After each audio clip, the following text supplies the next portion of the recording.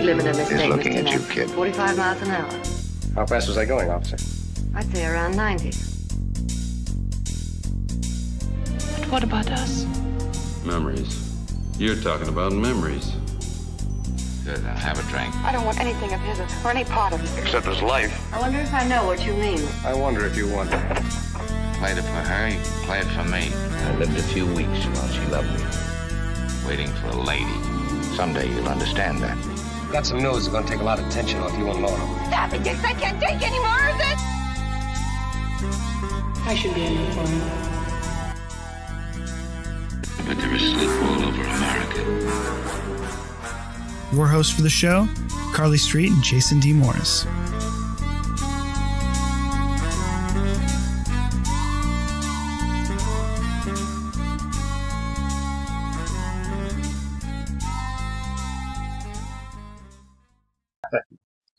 Oh, I guess it's, what is it? 6 o'clock there? 5. You're getting better. You're getting closer. It's sometime o'clock. Is that a Scream cup? Yeah, do you like it? It says... So it's got the Scream face. And then it says on the back... Oh, it says, OAK. And then it says, no, you hang up. And it glows in the dark. That's awesome. And it's got a little Mars Attacks man on the top to seal it for freshness. Pretty cool. Where'd you get that? Yeah, this lady off Etsy makes them. I got a load for Christmas last year because I didn't have a lot of money and I wanted to do something like a little bit quirky that wasn't making Lily make resin and hand soaps and stuff. So she did me like a really cool deal on just loads. Nice. That's pretty cool. She does like really cool Halloween ones, or she does like just wacky ones that you make up. It's great. Yeah. I love your microphone, how it lights up. I know I've said that before, but it looks like those old timey like 50s singers, you know, with those big microphones. Pretty cool. I know. And if I drop it, it has this thing in it where it doesn't let you know that I've dropped it. Oh, like it doesn't make a loud sound or something? No. That's pretty cool. Well, don't drop it. No, you wouldn't know if I did. You just, only because you can see the light, because I have to balance it. Like, I'm very precariously balanced right now. So if I move, the laptop kind of moves and the microphone shakes. But you wouldn't know if you didn't see the light, so. That's awesome. I like that. I've never heard of anything like that before. It's really cool. Bargain. My butler brought me some coffee. And by butler, I mean my wife. Just like tonight's movie, where my maid. Just like tonight's movie where they treat women like meat. Oh, she's gonna be the murderer in that household. I can tell you that now. You ain't got a chance. Right? There's more meat on me to harvest too.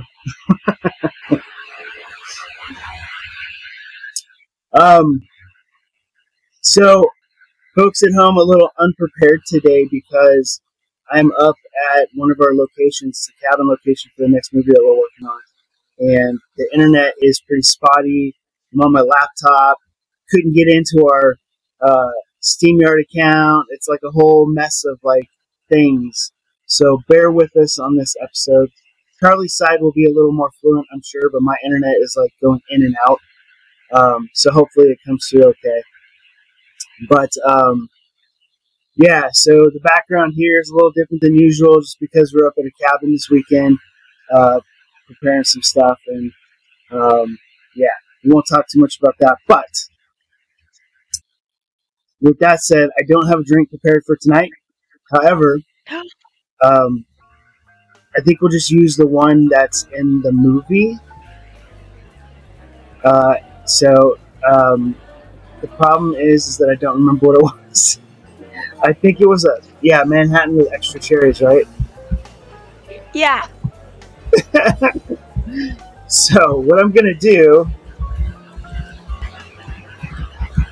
is I'm gonna look up a Manhattan drink recipe real quick because I'm super prepared. Or it makes a change for it to be your internet that's crap as opposed to every other week I was going, I'm really sorry it's raining, nobody can hear me, or you can hear every other word. Exactly. That's okay though. It is what it is, and things happen. It's the real world, right? All right. So I don't typically drink Manhattans. Well, I do sometimes, but not usually. But a Manhattan is a cocktail made with whiskey, sweet vermouth, and bitters. While rye is traditional whiskey of choice, other commonly used whiskeys include Canadian whiskey, bourbon blended whiskey, and Tennessee whiskey. When I do have a Manhattan, there's a place near me that makes one with bullet whiskey, which is pretty good. And they use like a bourbon cherry juice in it, which is a very acquired taste. Some people might not like that, but I think it's pretty good. So this drink has 2 ounces of rye or Canadian whiskey, 3/4 ounces of sweet red vermouth, a dash of Agnostra bitters, and a maraschino cherry for garnish. And for our movie tonight, she enjoys extra cherries. Not just extra cherries, but a fucking cup filled with cherries that our wonderful bartender serves her. And I don't know what the allegory with that is, but it's in the movie and it's kind of funny and weird. So, that is our drink for tonight, the Manhattan. Carly, do you drink Manhattans? You ever had one before? Yeah, I've had one before. I enjoyed it, but they're like the most expensive cocktail that we have over here, so I don't tend to have it because I'm poor. Really? Manhattan is the most expensive? Okay. Well, I guess because whiskey is an import for you guys, right? Bourbon and whiskey and all that? Do you guys have any that's made out there? I think it's because it's the most kind of like recognised American drink. That makes sense. Because it's quite recognised, and that's why it costs more money, because there are better cocktails like with rum and stuff where you get they're so much better and you get a lot better value, but because they're kind of hack dash ones, they're not like something that you'd see in a movie. I feel like maybe that's why they're dearer. Yeah, that makes total sense. Yeah, I think like out here, I think martinis and anything whiskey related is pretty popular. Like, there's a little war here in California about who invented the martini. We have Martinez, California, which we live near, and then also San Francisco. And so they both claim that they're the owners of the martini. Like, somebody there invented it. And I mean, it does make sense. Martinez, martini, I get that. And also some nonsense with San Francisco saying that they're the ones that invented it.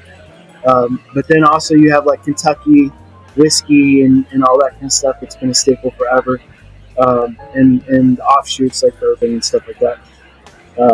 So I guess that makes a lot of sense. What's your guys' like main drink out there besides like beer? Like, what is like? Is it just? I know you love gin. Is that what it is? Kind of for everybody, is just gin.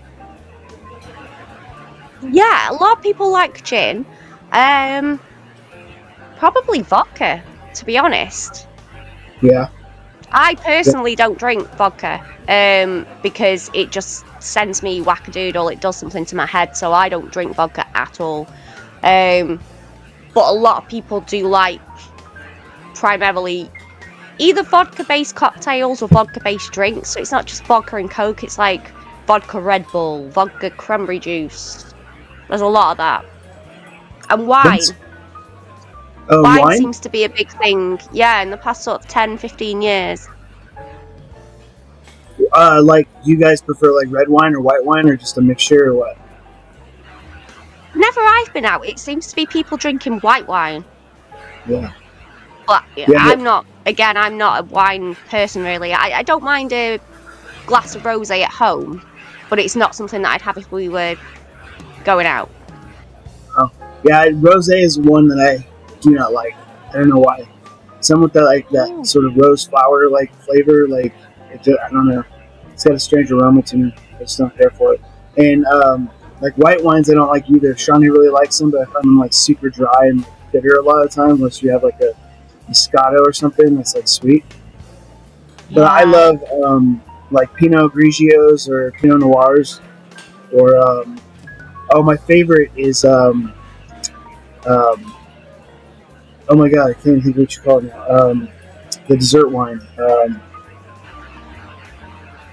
God dang it, I can't think of what it's called now. There's a really rich Dessert wine. Yeah, it's called a dessert wine. Port. It's called a port. It's a really rich, sort of sweet, like, and you drink it in like a very small like amount. And I love those. I think those are great. But I also like drinking like mead and brandy wine and stuff like that. See, I'm a pirate. I just like rum.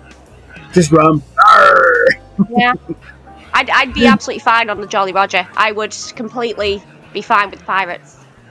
I believe it. You kick some ass too. I would. I'd be like, come on, guys, let's go and find the rum. Arr, street sell that booty again. Arr. They probably chuck me overboard for like drinking all the rum. And do you do like spiced rum or just regular rum, like Bacardi or something? Any. I really like vanilla rum, but with my whole teeth situation, can't. I tried to risk it a couple of weeks ago, and I was like, I'll be fine. I was not fine. Spoiler alert: I was not fine. So now it's kind of just regular rum for now, until I'm back on form. But I do like spice rum a lot.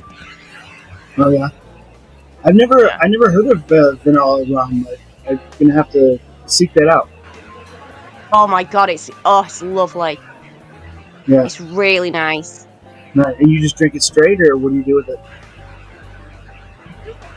I'll have it with Coke, but that's if I'm having a couple. If I'm just having sort of like one or two and go in bed or whatever for any reason, then I will have it straight. If it's vanilla. You're like, go to the grocery store, shot, let's go. Right? It's got a bubble. Don't shot it, you weirdo. You have it with Smice. Sit. But you're on it. You know, you're moving fast though.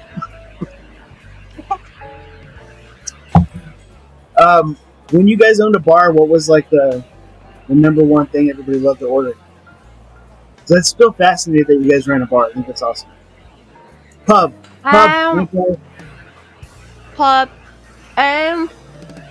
Because of the type of pub that we had, it was bitter. Because we were very, we had a lot of real ales, so we used to get specialist beers and things like that.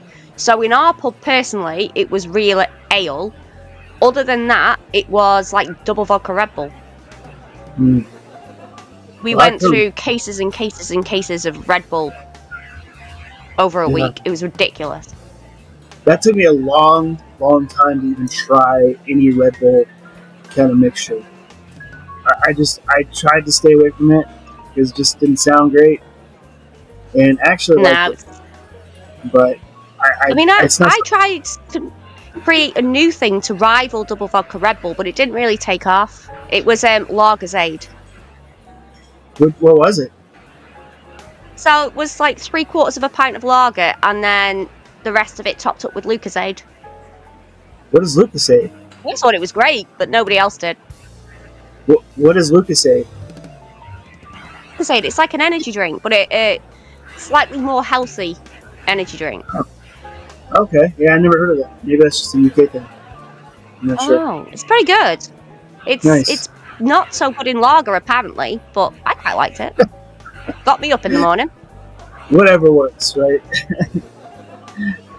I used to do those. I used to work graveyard shifts, and I used to. There's a 7-Eleven that was across the street from the store that I worked at. It was like an office supply store, and I was an office operations manager. Deal with all the freight and the warehouse stuff. And at about like probably 3 or 4 in the morning, we would all just start crashing, and we'd run over across the street to 7-Eleven, and we would do these like 5-hour energy shots. Those things were so potent and so strong, man, it would just take to the rest of the day. And that was really the only like energy type of drinks that I ever like got hooked on. Did you ever had a 5-hour energy? Is that like a drink or? It's like a shot. It's a little tiny bottle, and it's literally like taking a shot, but it's so filled with like caffeine. They don't taste good, but you just shoot it. It doesn't sound good. Well, no, but it like works. Like it got us through the rest of the night. Like you take one of those, and it's like, boom, you got energy. It works. Keep you up. Oh no! You're like, no. No. Don't fancy that. No. They're pretty popular out here. Have you been watching Joker Face? Is that what it's called? Poker Face. Joker Face. Did you watch Poker Face? No? Check it out. No. Check it out. It's by Rainn Why, Wilson. they just shot in these little things? Like... Rainn Johnson. No. But Rainn Johnson did Knives Out. Did you like that? I don't remember. I preferred the second one, the onion one. Really? Seriously? Oh man, I love the first one. That second one I thought was okay.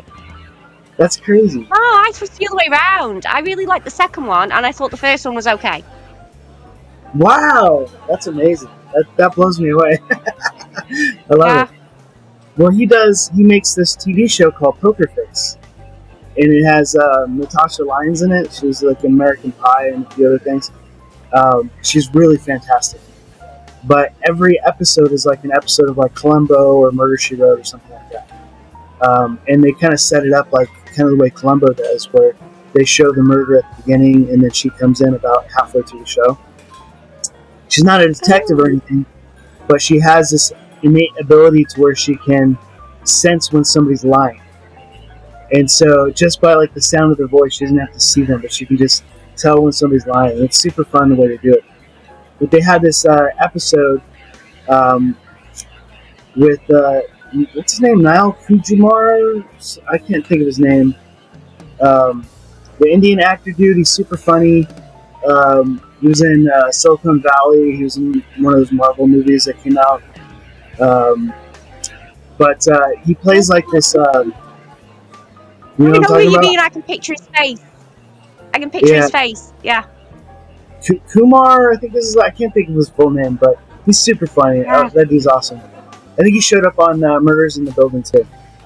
But nice. Yeah, he plays like this Lion King. You know the Lion King, not the Lion King.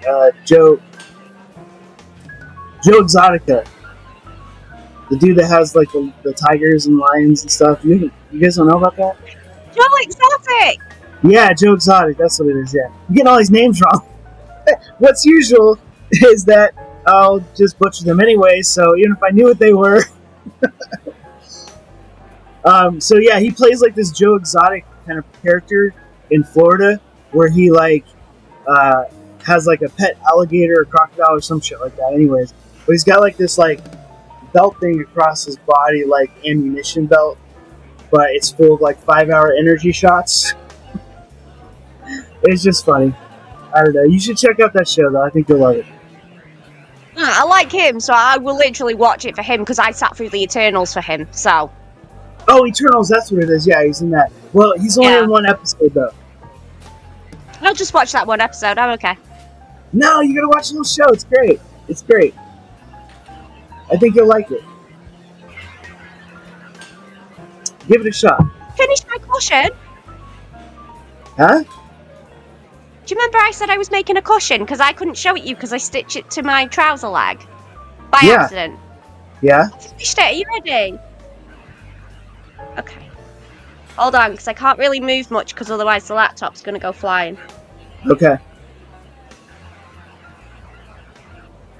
Oh no! Right when you're about to show me, the video's frozen. Just hold it there.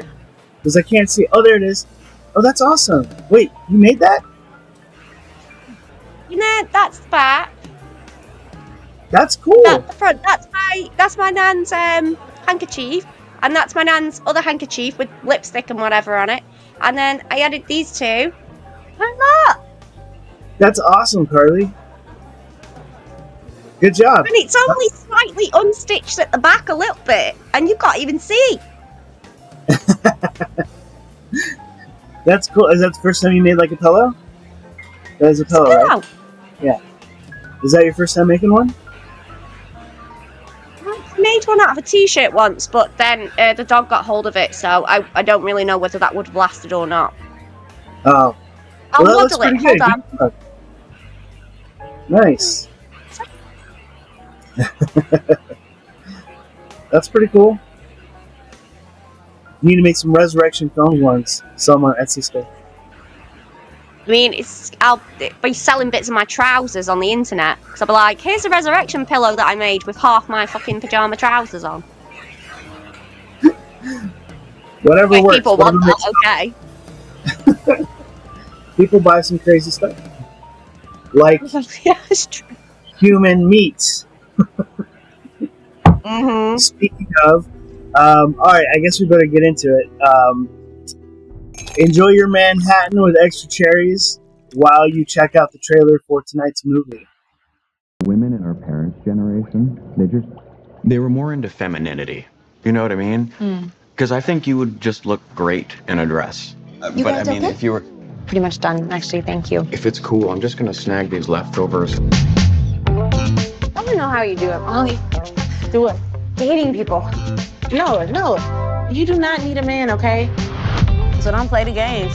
Just be you, straight out the gate. Do you live around here? Because I live on aisle 6. Oh, it's terrible.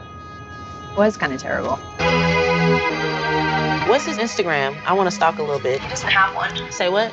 Yeah. Oh no, see, that's shady. Let's play a game. Tell me something you don't want me to know.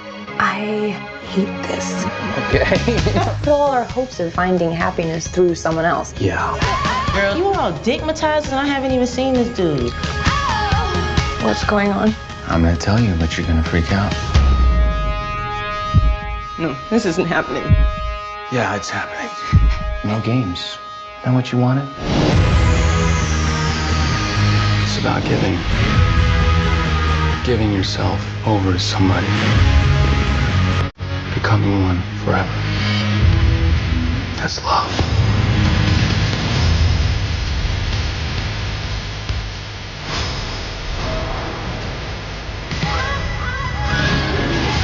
Forget this.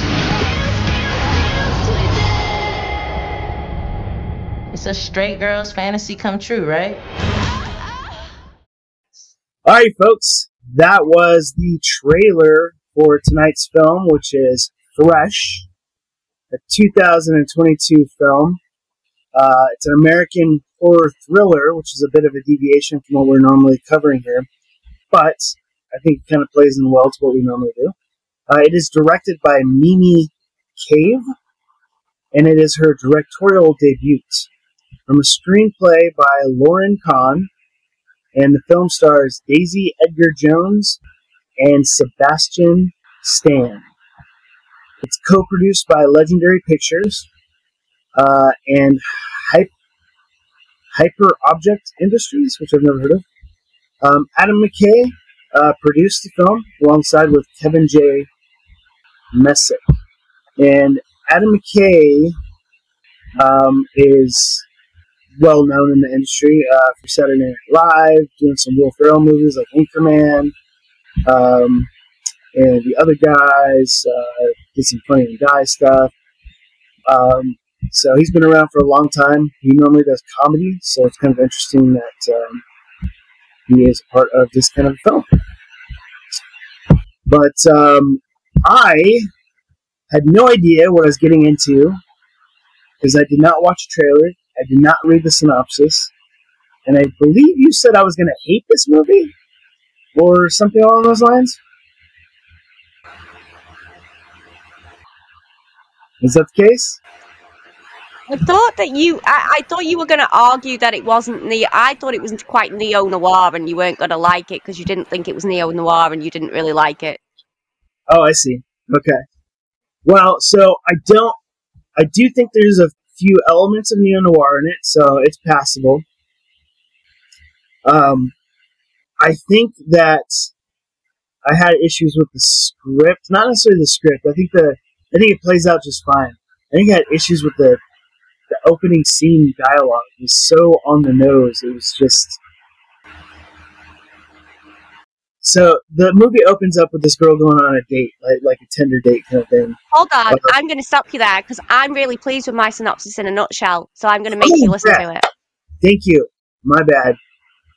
I screwed that up again. It's Carly's in a nutshell synopsis, which is probably. I'm only interrupting you because I was really pleased with this. Again, you might not like it, but I amused myself.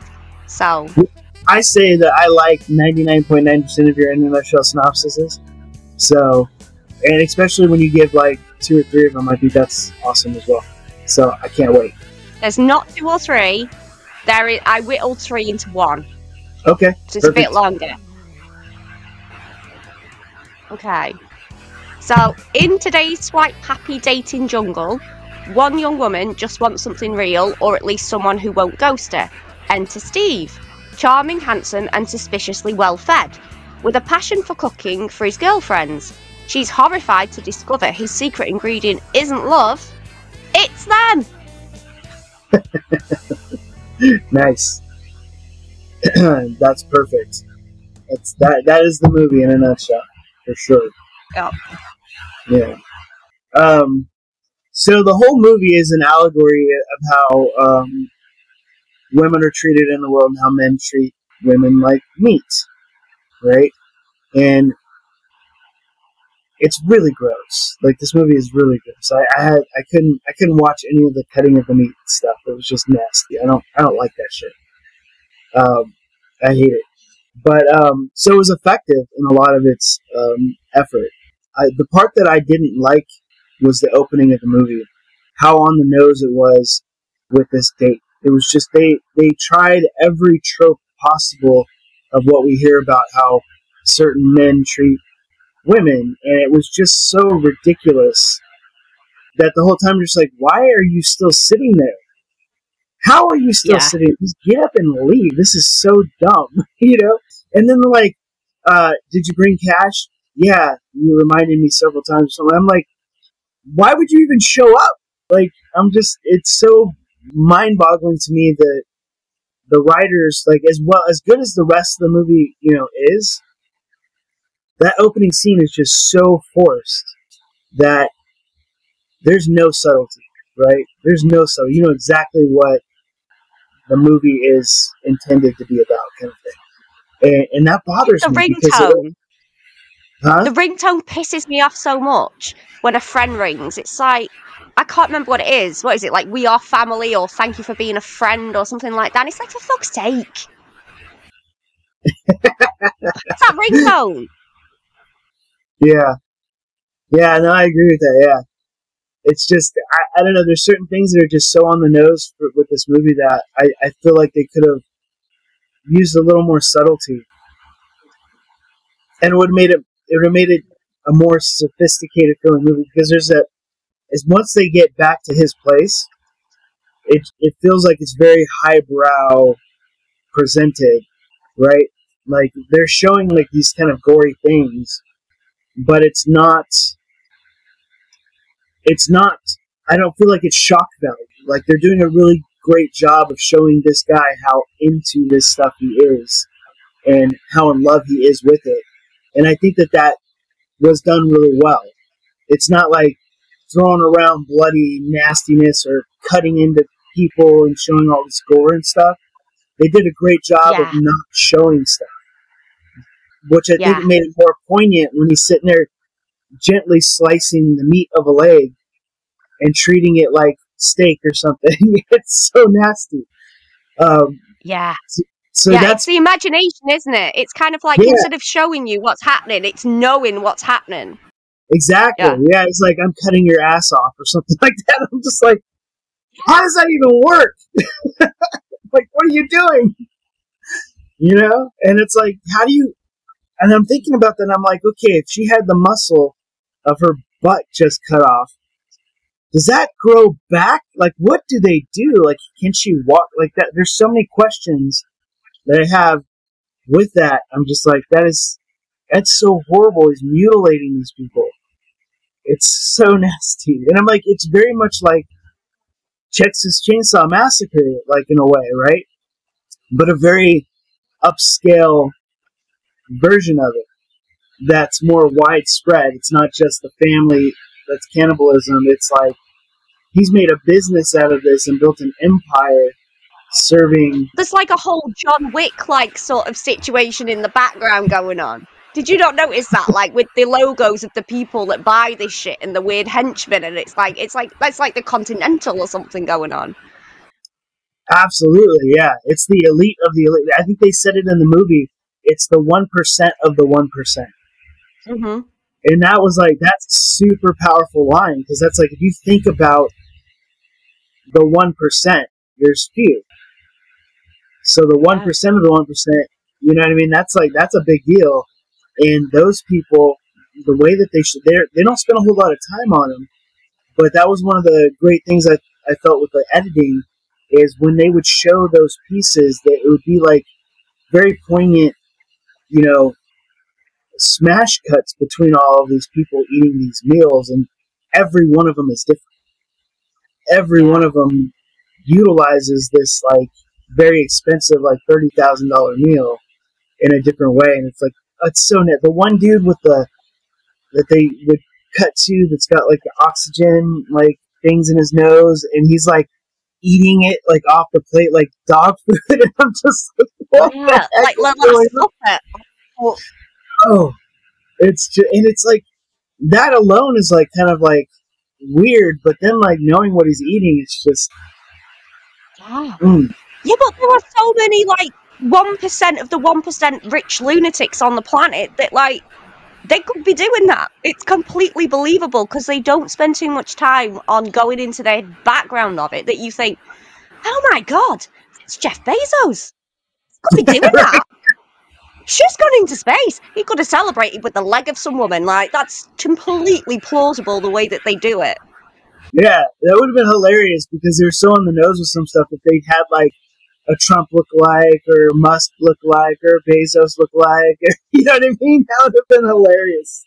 I would have loved that. Yeah.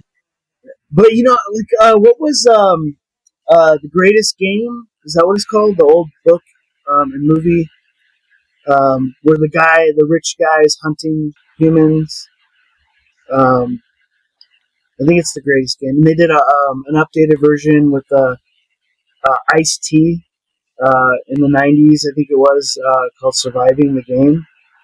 With Charles Button was in it. It's a really great movie for what it is.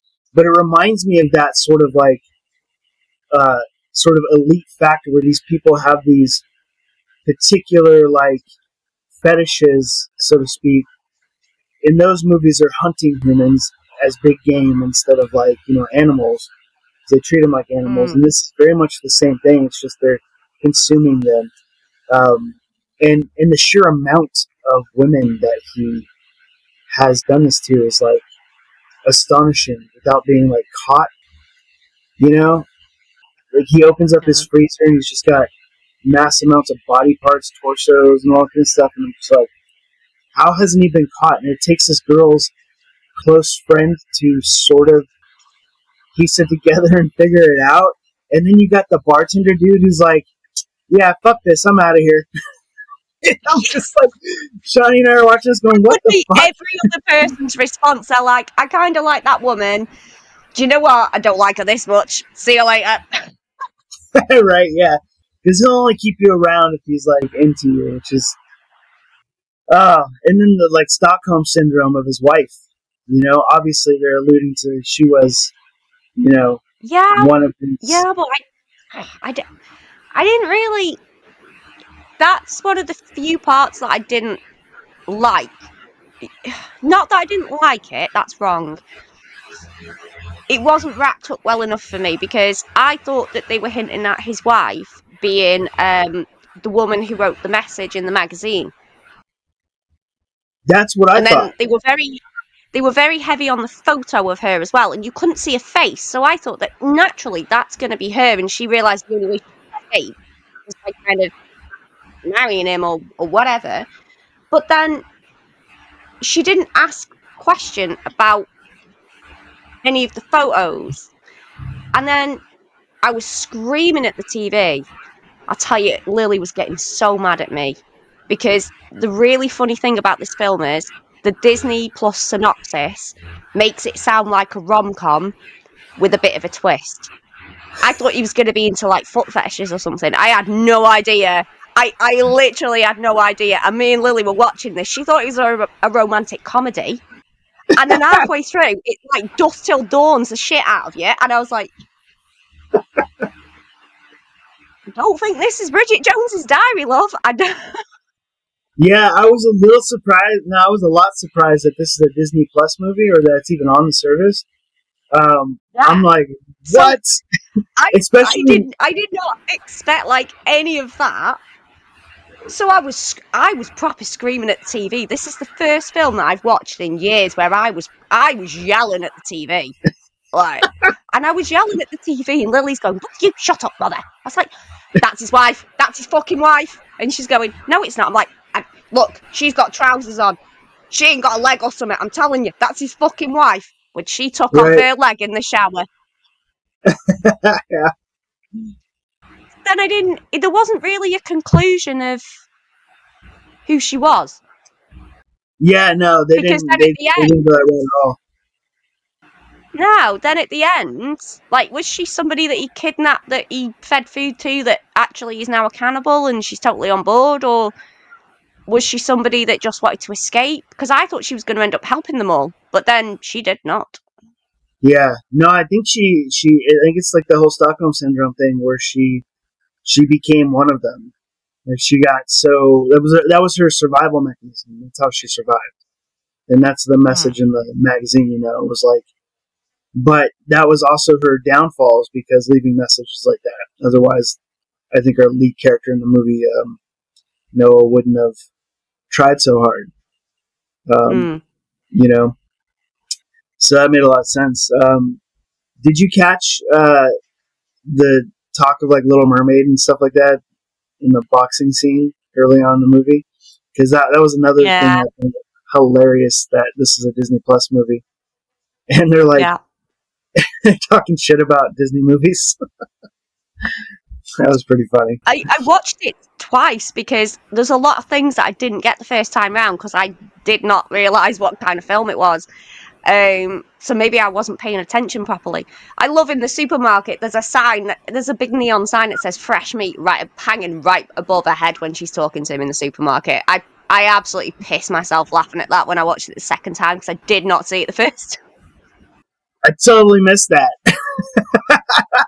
That is funny. He's a giant neon sign hanging right above her head that just says fresh meat.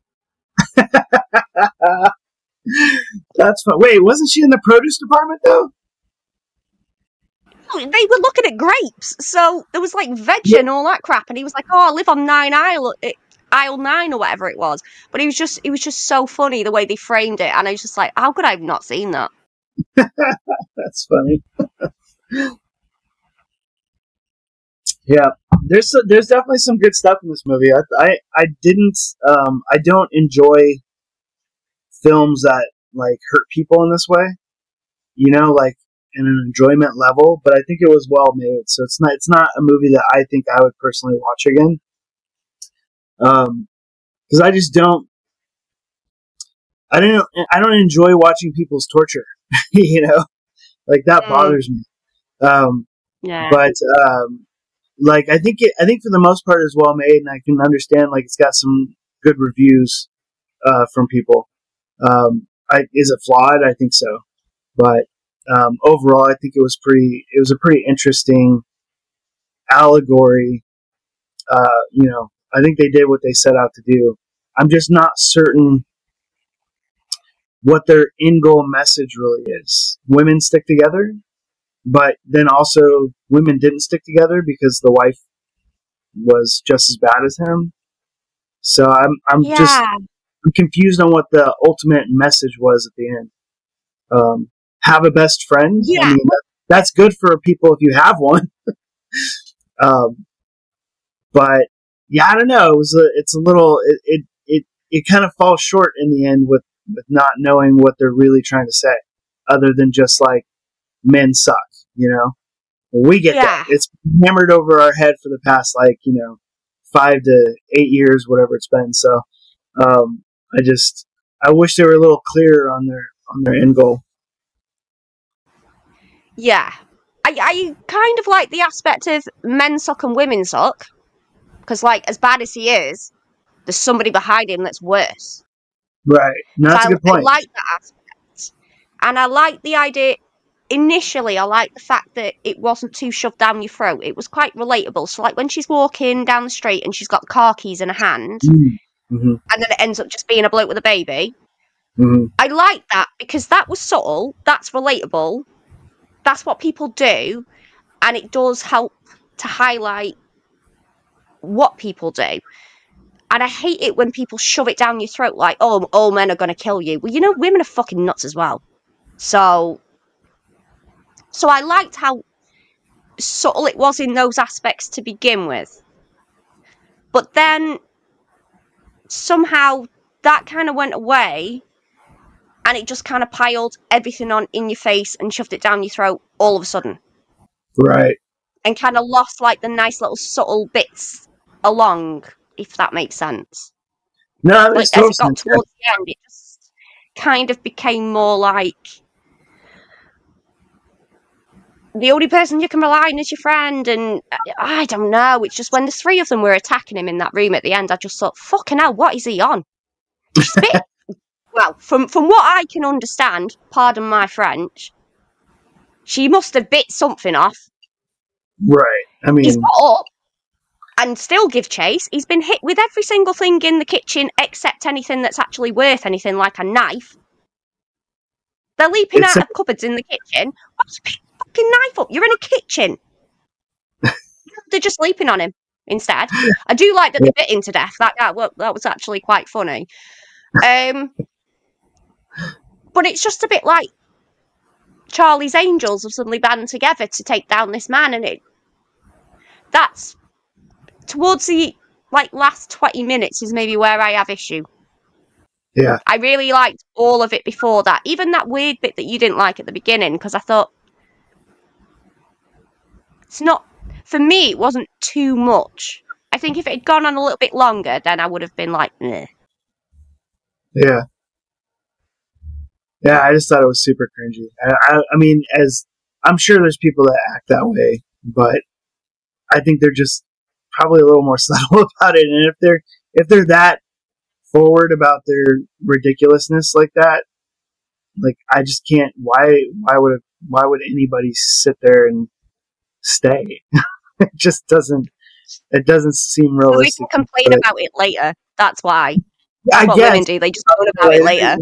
They're just like, oh, this is going to be a good story. Keep talking. Yeah.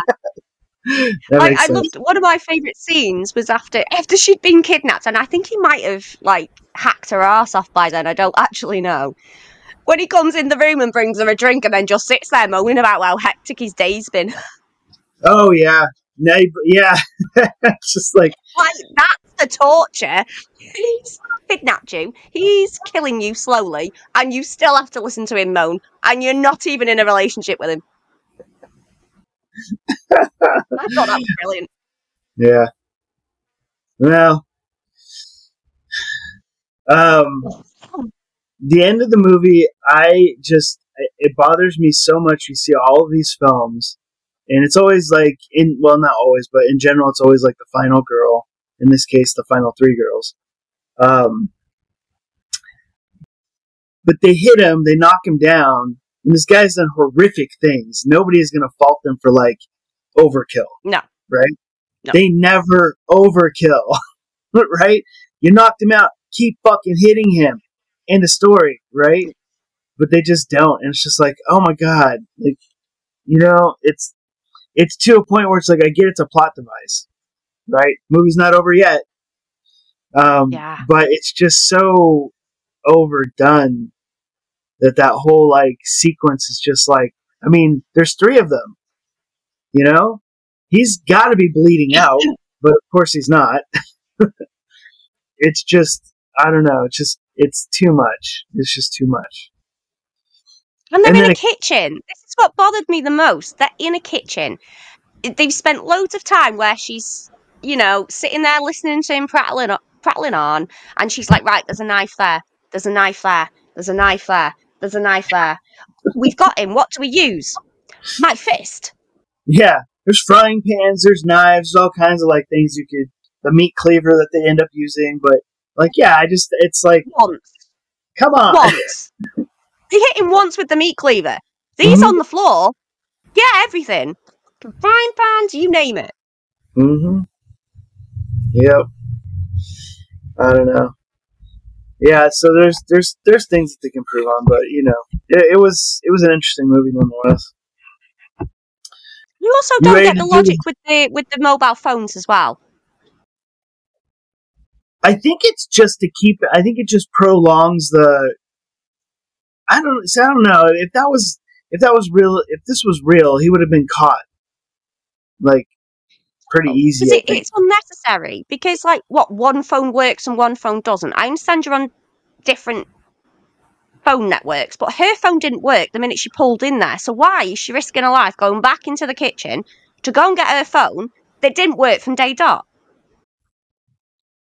Yeah, I don't know. That was a strange one. I think just because I think we're supposed to assume that he's turned the Wi-Fi off, and so, or has some sort of like cell jamming device. I'm not really sure.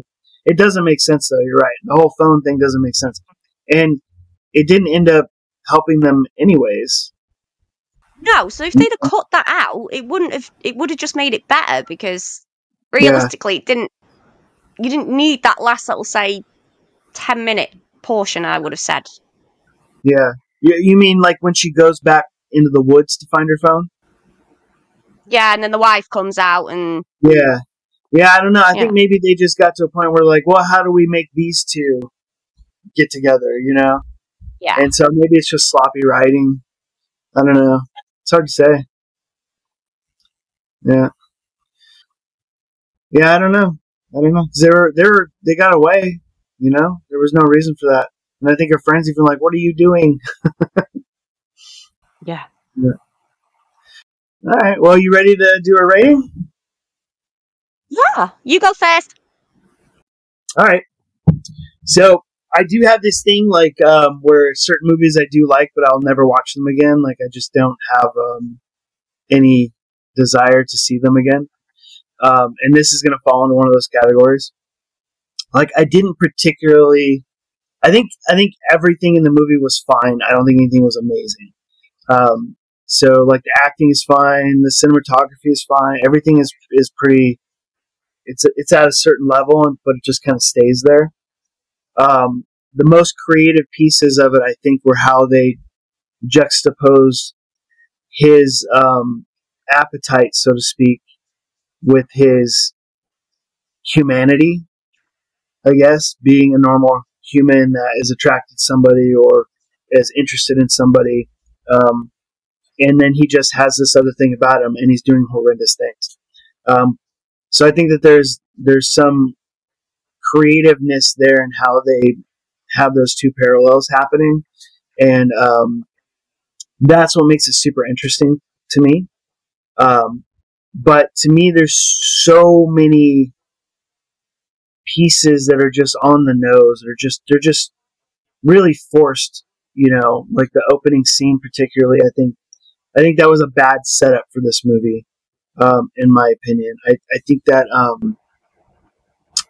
I just think we've just seen that stuff too many times, and the way it was written, it was just too much for the style of the rest of the movie. I think tonally it like was different than the rest of it. They were really making sure that guys suck, and I think we already kind of know that kind of thing. I think it took it a little too far. But then like the middle half of the movie is like, it's pretty solid. Like everything about it like works really well. Its subtleties are there. The idea of like, them making sure that you understand this guy is a human. He's got some sort of humanity. He's not all evil, but he's definitely evil, doing evil things. And then how they show you the sheer number of victims that he has. They did that in kind of a subtle way, which I thought was pretty interesting, because I'm wondering through the whole thing, like, Jesus, how often has he done this? How many women has he done this to? Like, he has this amazing house. He has 2 houses. He's got a family, and he's got this business, and to the elite. So it was pretty interesting to see how long and how often he's done this. But then again, like you were talking about, it falls apart at the end again with just the sort of action sequences and trying. I felt like they were really fighting to find a way to end the movie, and they just kind of kept it going. And then I think there was a story with the wife where they were trying to find that arc, and it just wasn't quite hitting. Like the cell phone issue is like a big issue that just doesn't make sense. And I don't know. I guess they just had to find a way to get the wife and Noah together to have that sort of piece play out. But I don't think it worked well. And then I have got just a huge issue with the, what is it about? What is the message in the end? Like, what are we trying to accomplish? I get what the movie is about, but what is the end result? What is the lesson to be learned? And the only thing that I can gather from that is that have a best friend that cares enough about you. I'm not real sure, and I think that's a pretty weak message, and is definitely not going to apply to everybody. So I think they really fucked up in the end there, because I think they did have something that was worth making and a great story to tell. That's very outlandish, but I feel like they have a big missed opportunity for a strong message at the end, and that kind of hurts it a lot. So I don't think the book ending of the movies played out as strongly as I wanted it to. With all that said, it's definitely worth watching, and I think that people are enjoying it and will enjoy it. But I'm going to give it a 6, and that's I feel like that's a little high for me for the issues that I have with it. But I think it's the parts that are well done, I think are well done enough that it kind of deserves it. And I think there's a really great movie there if some of those things would have played out a little different. So 6 gins out of 10. That's interesting. That's higher than I thought you would have given it, so. Yeah, me too. Yeah. Yeah. So? Well, yeah, so it's tricky for me because... Did you say 3? No, I said it's tricky for me because... So what I really liked about it was it constantly surprised me. But then again, Sharknado constantly surprised me, so we can't really use that as a basis. I think I would have liked see a bit more of the world not looking for her, because they made so much about how he finds them and he picks them and how he sort of sweet talks them. It's kind of like how you can be sweet talked into giving away information. And he kind of picked people that had no family or didn't really have many people around them. Yeah. But then that never paid off, because she did have somebody that looked for her, and she did have somebody that found her, and she did have somebody that ended up getting lumbered in there. I think I would have liked if they'd have focused on kind of how faceless it is and how alone you can be, if you know what I mean. So so the whole thing about him getting to know her and finding out that she doesn't have much family and she has one friend, no one's looking for you. So all these online interactions that you make mean nothing because nobody's looking for you, even though you went on a date a week ago. Mm-hmm. So I feel like that's a bit that I kind of would have wanted to see maybe made a little bit more of, instead of seeing the best friends searching on the internet, perhaps. I do really do you know what? I actually really like this female character. Okay. I know, you're stunned, aren't you? No, she didn't irritate me. I really like the actress, and I really like the character, and I'm not even drunk. I think for you that makes a lot of sense. I can see that. I think I can see why she's not. She's not fake. The thing that pisses me off with actresses and how females are written, and even I do it. I can't write a good female because you overcompensate. She's natural. Like when she gets drunk, they make her look drunk. She acts drunk. She's relatable. Like she's sarcastic, but it doesn't always work. The same with him.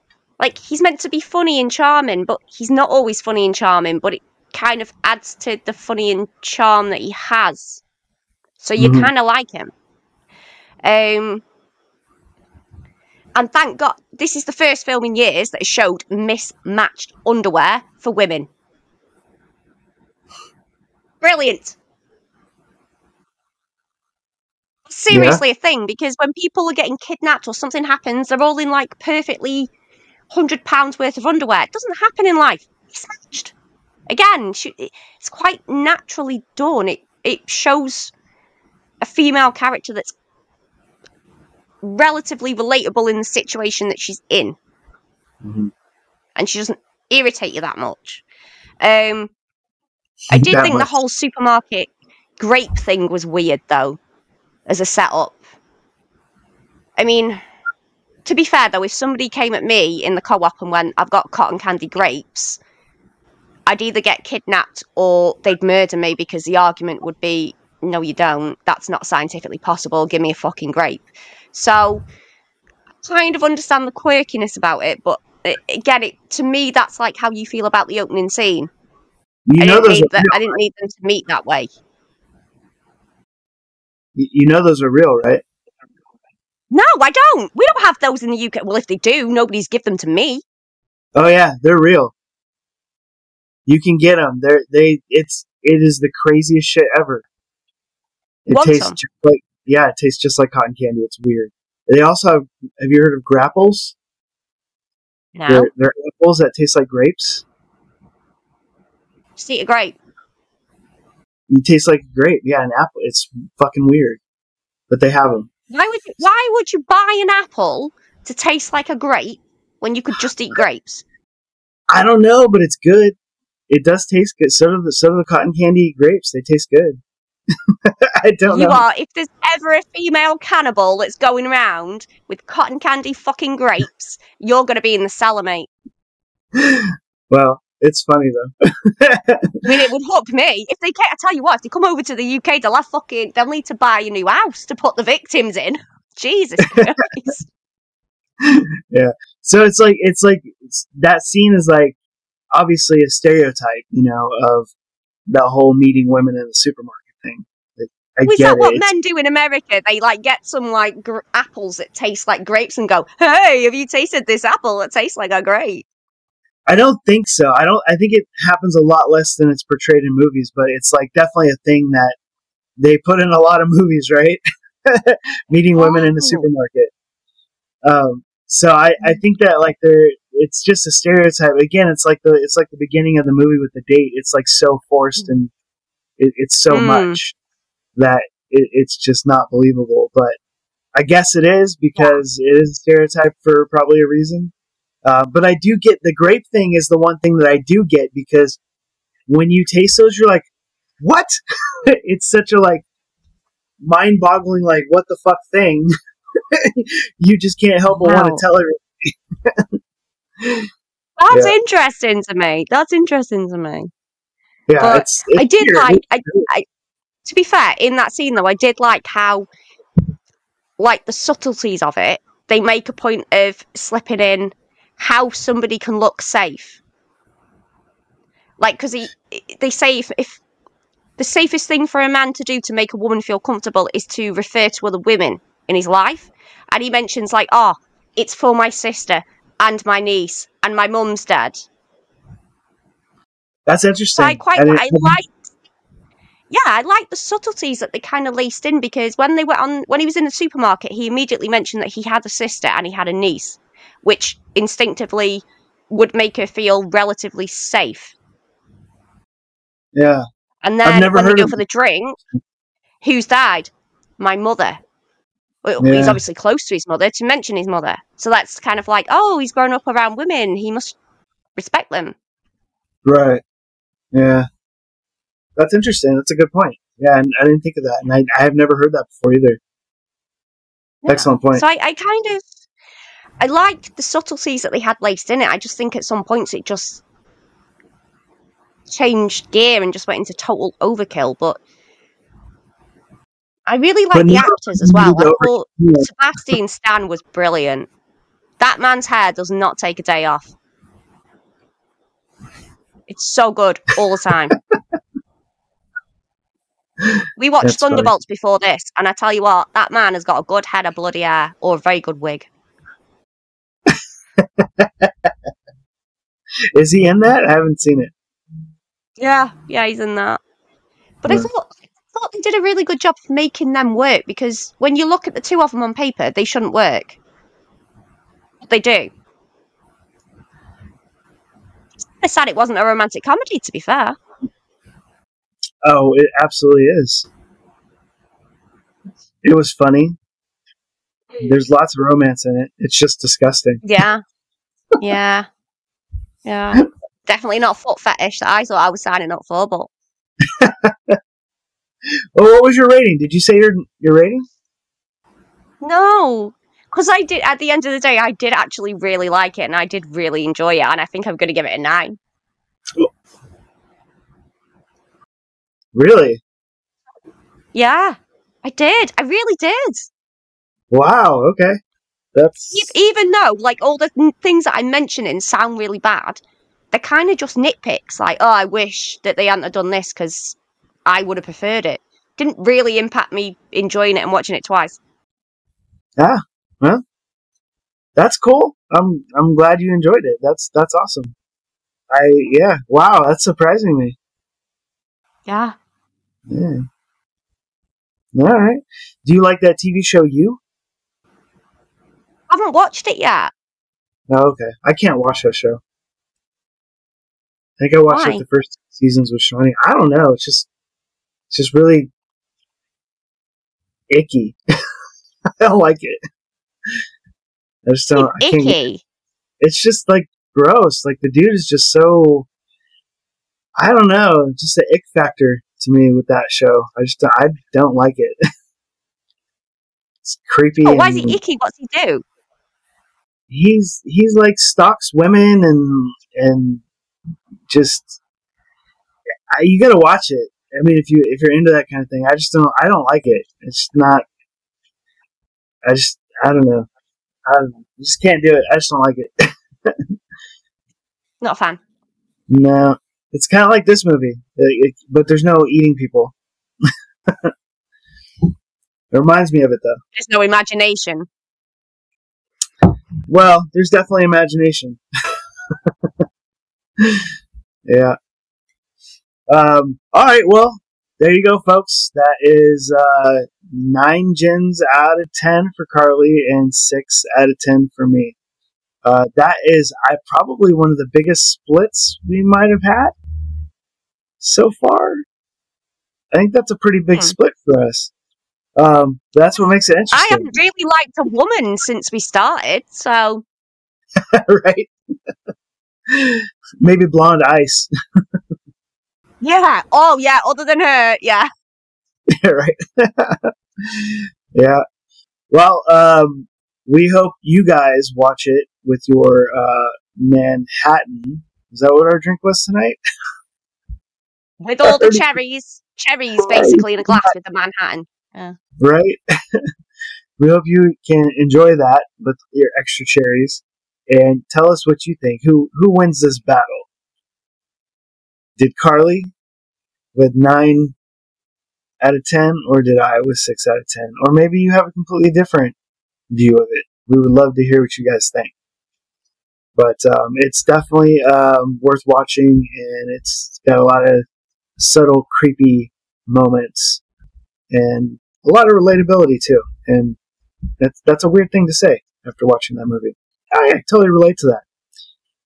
Yeah, and Sebastian Stan, who is actually still marriage material after revealing himself as a cannibal, weirdly enough.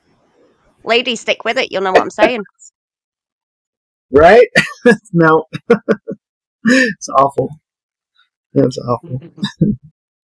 All right, guys. We will see you next time. Bye-bye. He's looking at you, kid.